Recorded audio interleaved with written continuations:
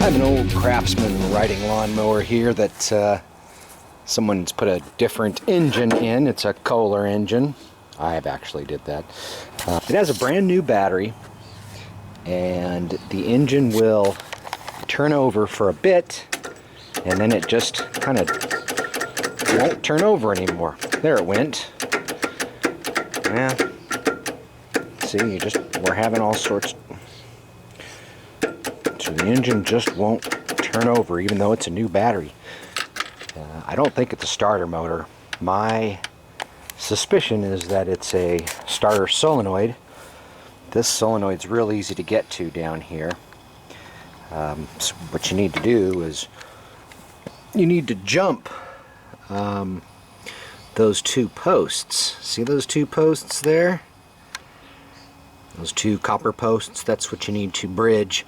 And I'm just going to use a screwdriver to do that. I'm going to make sure I have the key in the on position so the magneto is not ground. And I just want to touch both of these at the same time. It's going to spark, so don't be alarmed.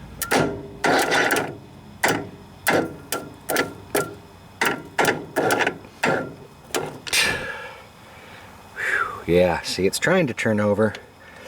But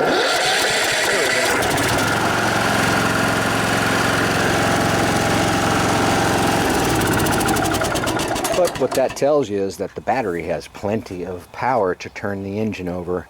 It's just not getting to the starter motor. So the culprit is the solenoid, folks.